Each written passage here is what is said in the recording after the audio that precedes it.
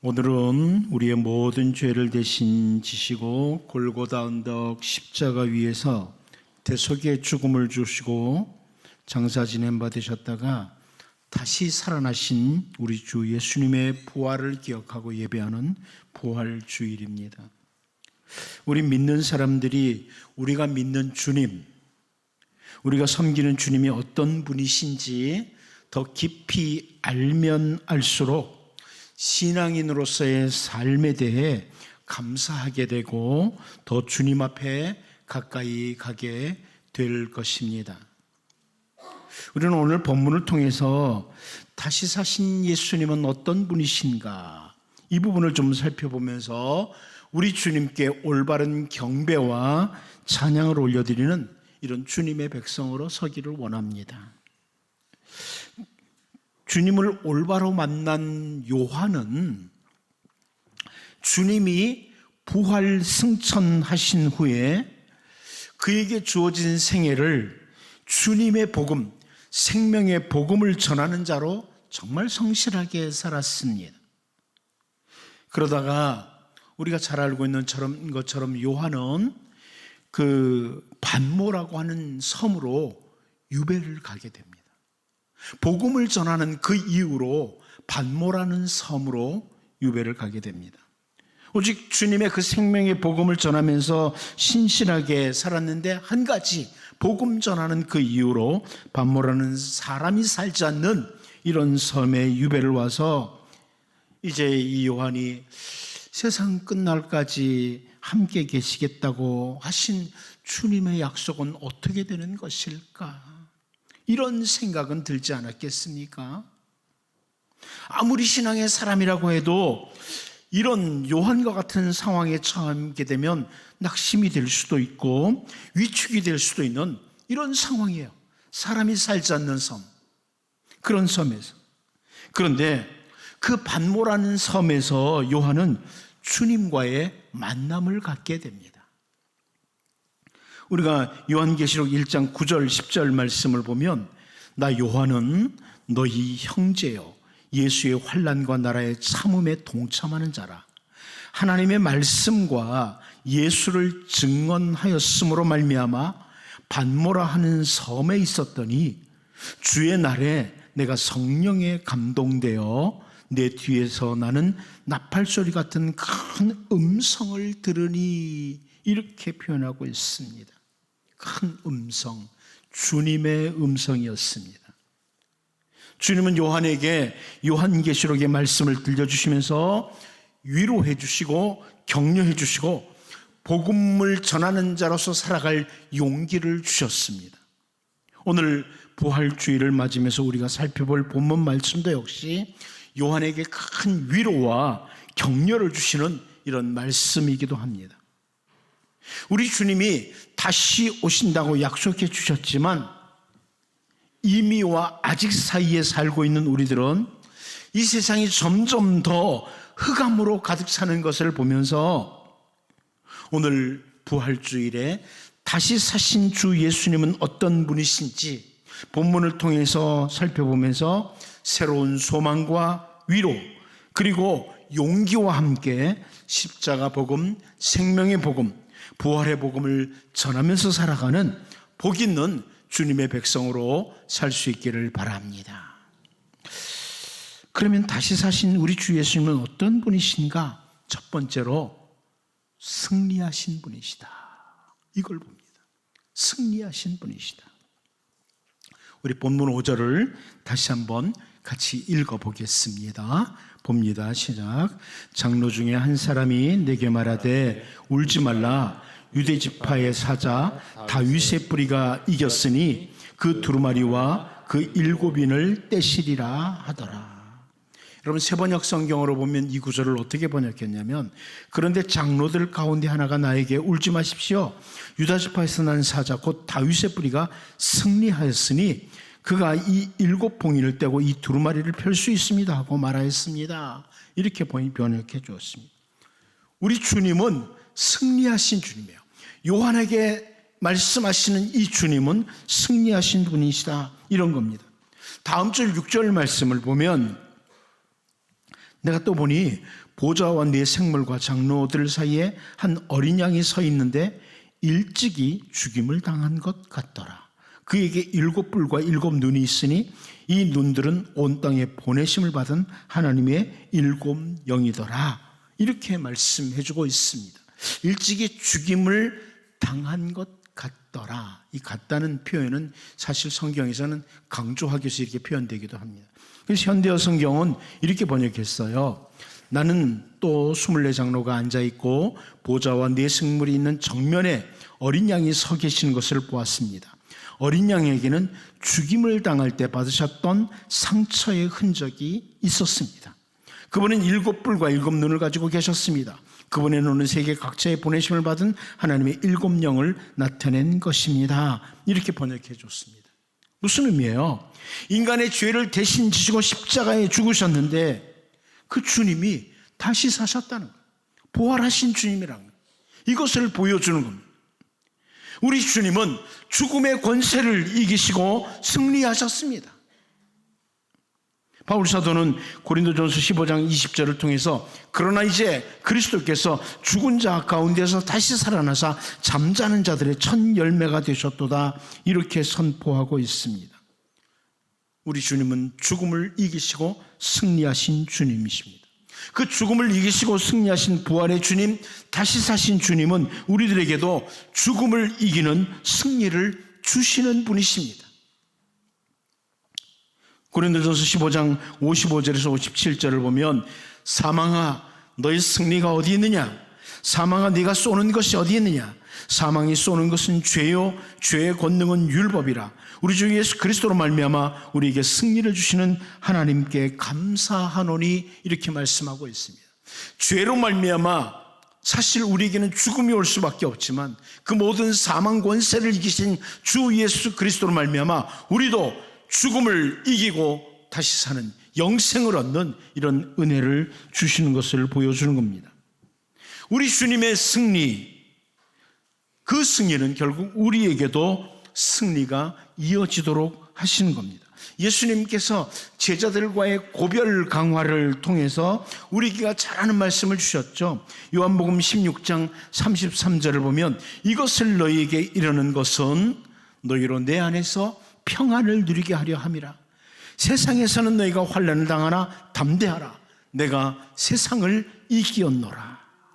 온통 흑암으로 가득 찬 세상이라고 하지만 자기들이 갖춘 힘을 가지고 주님을 대적하는, 하나님 나라를 대적하는 세상이지만 우리 주님이 죽음을 이기시고 세상을 이기시고 이어서 주님 안에 있는 자들에게 승리를 주시는 주님이십니다. 그러기에 바울 사도는 복음을 전하면서 찾아오는 온갖 박해의 상황 가운데서도 로마서 8장 37절에서 39절을 통해 이렇게 표현합니다. 그러나 이 모든 일에 우리를 사랑하시는 이로 말미암아 우리가 넉넉히 이기느니라. 내가 확신하노니 사망이나 생명이나 천사들이나 권세자들이나 현재일이나 장래일이나 능력이나 높음이나 깊음이나 다른 어떤 피조물이라도 우리를 우리 주 예수 그리스도 안에 있는 하나님의 사랑에서 끊을 수 없으리라. 결국 예수 그리스도의 사랑으로 말미암아 우리가 승리한다는 것을 보여줍니다. 사도 요한이 복음을 전하다가 반모라고 하는 섬으로 유배되었는데 그 상황에서 이렇게 승리하신 주님을 바라보게 됩니다. 죽음의 권세를 이기시고 승리하신 주님을 바라보면서 새 힘과 용기를 받게 됩니다. 오늘 우리들도 마찬가지입니다. 온 세상이 악인들에 의해서 좌지우지되는 것 같은 상황이라고 할지라도 우리를 사랑하시는 주 예수님께서 죽음의 권세 그리고 세상을 이기시고 승리하신 주님이십니다. 그 주님은 우리에게 주님 안에서 승리하도록 하십니다. 그러므로 승리하신 주님을 이 부활주일에 다시금 바라보면서 주님이 공급하시는 새 힘과 소망을 가지고 더욱 진리 안에서 굳게 서서 달려나가는 귀한 성도의 삶을 추구해 갈 수 있기를 바랍니다. 두 번째로 다시 사신 우리 주 예수님은 어떤 분이시냐? 인류의 역사를 주관하시는 주 예수님이시다. 인류의 역사를 주관하시는 주님이시다. 이것을 봅니다. 우리 본문 5절을 다시 한번 읽어보겠습니다. 봅니다. 시작. 장로 중에 한 사람이 내게 말하되 울지 말라. 유대지파의 사자 다윗의 뿌리가 이겼으니 그 두루마리와 그 7인을 떼시리라 하더라. 여기 보면 7인을 뗀다. 인을 뗀다는 표현이 나오죠. 그 앞부분 5장 1절 말씀을 보면 내가 보매 보좌에 앉으신 이의 오른손에 두루마리가 있으니 안팎으로 썼고 7인으로 봉하였더라. 이렇게 말씀하고 있습니다. 여러분, 이 말씀은 다니엘서를 근거로 이제 바라볼 수 있는 말씀인데요. 다니엘서를 보면 하나님의 정하신 때, 마지막 때에 하나님의 구속 계획이 온전히 이루어져서 약속된 종말적인 하나님 나라의 실체가 온전히 드러난다. 이것을 보여주는 거예요. 하나님께서 때가 아무리 악하고 그래도 결국 하나님 나라가 완성된다. 이것을 다니엘서를 통해서 보여주고 있거든요. 그런데 이 고대 사회에서는 진흙이나 밀랍으로 문서를 마감하는 거예요. 마감할 때 인증을 하기 위해서 사용하는 것을 인봉한다고 이렇게 말합니다. 인봉한다. 이제 두루마리에다 글을 쓴 다음에 두루마리를 딱 말아요. 그리고 이것을 딱 인봉할 때 진흙이나 밀랍을 가지고 딱 이렇게 인증하기 위해서 봉하는 것, 이게 바로 인봉이라고 합니다. 인봉한다 그럽니다. 쉽게 설명드린다면 하나님께서 행하실 일들을 두루마리에 다 기록을 한 거예요. 두루마리에 기록을 하고 마지막 때까지 봉함을 해둔 거예요. 딱 인봉을 한 거예요. 그런데 이제 그 누구도 마지막 때 일하시는 하나님의 구속 계획을 기록한 그 두루마리에서 인봉을 뗄 자가 없다. 그 말은 하나님 나라의 완성이 어떻게 될까? 이것을 보여주는 거거든요. 그런데 다시 사신 예수 그리스도, 부활하신 주님인 주 예수님이 그 인봉을 떼시기에 합당하다. 이게 이 말, 오늘 본문 말씀이에요. 누구도 마지막 때를 열 수가 없다. 하나님 나라를 열어갈 자가 아무도 없다. 그런데 예수님이 하나님 나라를 열기 시작한다. 이것을 보여주는 표현이에요. 결국 이 표현은 하나님의 아름다운 계획을 따라 하나님 나라를 완성하도록 이루어가도록 하시는 그 주역이 누구냐? 예수 그리스도라는 거예요. 하나님 나라를 완성해 가시는 그 주관자가 누구냐? 예수 그리스도라는 겁니다. 그러므로 바울 사도는 골로새서 1장 13절 14절에서 그가 우리를 흑암의 권세에서 건져내사 그의 사랑의 아들의 나라로 옮기셨으니 그 아들 안에서 우리가 속량 곧 죄사함을 얻었도다. 이렇게 표현을 합니다. 흑암의 권세와 대조를 이루는 하나님의 나라를 사랑의 아들의 나라라고, 예수 그리스도의 나라라고 이렇게 표현까지 하는 겁니다. 하나님 나라를 예수님의 나라다, 이렇게까지 바울 사도가 표현하는 거예요. 왜 그러냐면 우리 주 예수님, 다시 사신 주 예수님이 죽음의 권세를 이기셨을 뿐만 아니라 세상을 이기셨을 뿐만 아니라 하나님 나라를 완성해 가시는 분, 인류의 역사를 주관하시는 분이라 이것을 여기 보여주는 겁니다. 사도 요한이 복음을 전함으로 반모라는 섬에 유배되었습니다. 마치 당시 세상의 모든 권력을 다 쥐고 있는 로마의 황제와 군사들에 의해서 주 예수님께 속한 사람들이 꼼짝을 못하는 것 같은 이런 상황이었습니다. 그런데 요한이 볼 때 그 누구도 새로운 역사를 이루어갈 인봉된 두루마리에서 인봉을 뗄 수가 없었는데, 바로 사랑하는 주님, 나를 위해 죽으시고 나를 위해 다시 사신 주님이 그 인봉을 떼신다. 이것을 보면서 결코 이 세상의 역사가 로마의 황제에게 달려있는 것이 아니라 주 예수님께서 역사를 주관하고 계신다, 이것을 확인하게 되는 것이었습니다. 예수님께서 빌라도의 관정에 끌려가셨을 때 요한복음 19장 10절을 보면 빌라도가 이르되 내게 말하지 아니하느냐? 내가 너를 놓을 권한도 있고 십자가에 못 박을 권한도 있는 줄 알지 못하느냐? 이렇게 빌라도가 말을 합니다. 자기에게 예수님을 놓아줄 권세도 있고 십자가에 못 박을 권세도 있다. 너 내 손에 달렸어, 이런 말이죠. 그런데 우리 주 예수님은 바로 다음 절에서 요한복음 19장 11절을 통해서 예수께서 대답하시되 위에서 주지 아니하셨더라면 나를 해할 권한이 없었으리니 그러므로 나를 네게 넘겨준 자의 죄는 더 크다 하시니라, 이렇게 말씀하셨습니다. 네가 모든 걸 주고 있다고? 아니야, 위에 하나님께 있어, 이런 말이죠. 세상을 주관하시는 분은 위에 계신 하나님이라는 겁니다. 바빌로니아 제국이 아주 왕성하게 일어납니다. 그때 느부갓네살 왕이 자기가 온 세상을 마음대로 주물럭거릴 수 있다고 이런 생각을 하면서 교만함에 빠졌습니다. 그런데 느부갓네살 왕이 하나님의 일하심을 경험하죠. 아, 이거 내 힘으로 다 되는 줄 알았는데 아니구나, 이걸 경험해요. 그리고 다니엘서 4장 34절 35절을 통해서요, 그 기한이 참에 난 느부갓네살이 하늘을 우러러 보았더니 내 청명이 다시 내게로 돌아온지라. 이에 내가 지극히 높으신 이에게 감사하며 영생하시는 이를 찬양하고 경배하였나니 그 권세는 영원한 권세여 그 나라는 대대에 이르리로다. 땅의 모든 사람들을 없는 것 같이 여기시며 하늘의 군대에게든지 땅의 사람에게든지 그는 자기 뜻대로 행하시나니. 이게 바빌로니아 제국의 느부갓네살 왕이 고백한 고백입니다.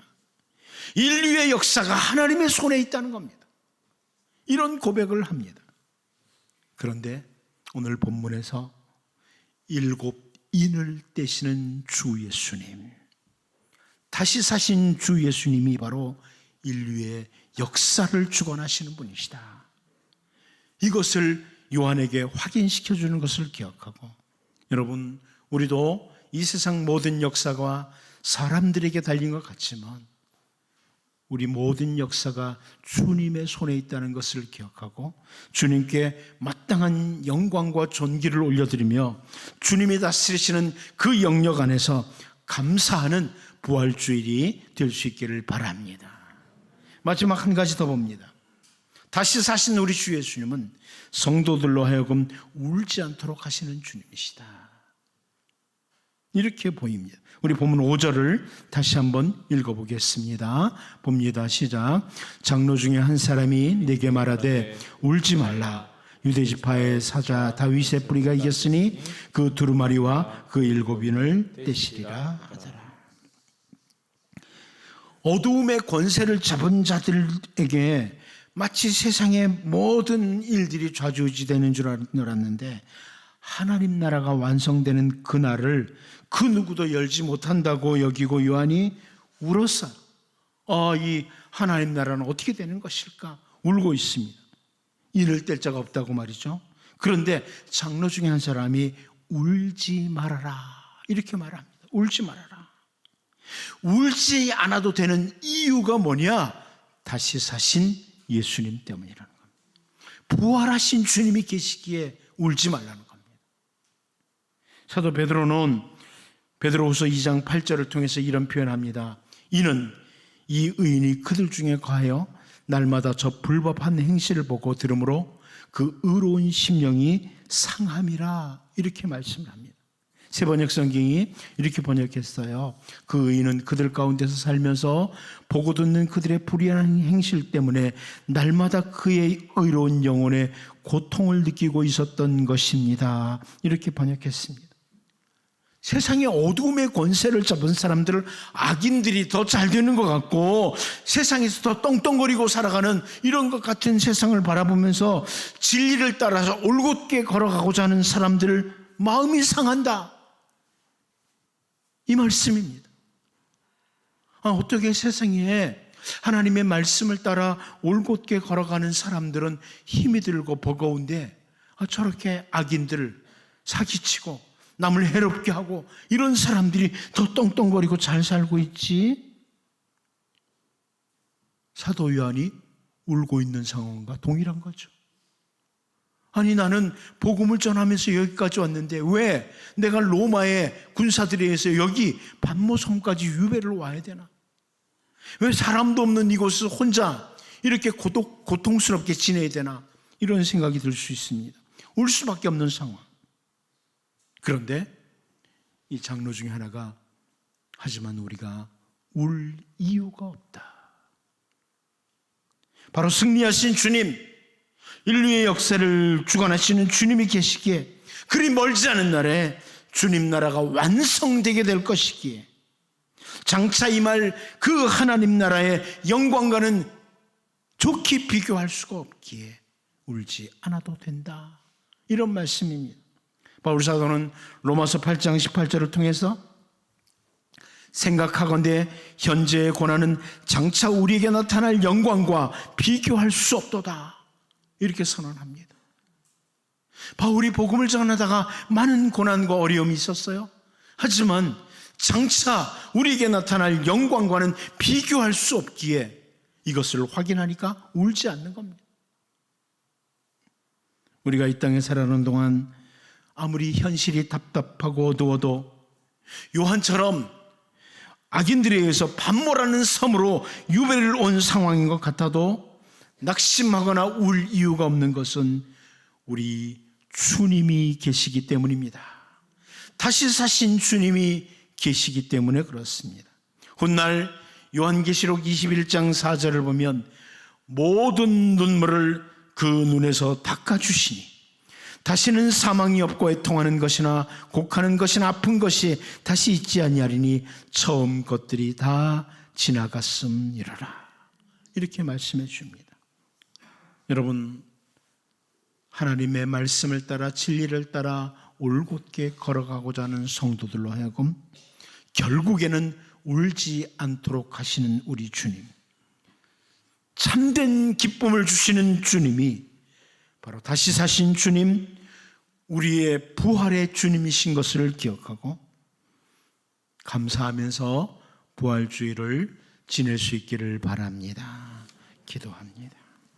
하나님, 아무리 온 세상이 악인들에 의해서 좌지우지되는 것 같은 상황이라도 우리 주님이 죽음의 권세, 세상을 이기시고 승리하신 주님인 것을 기억하고 우리가 주님 안에서 승리할 것을 기억하며 새 힘과 소망 가지고 살게 하여 주옵소서.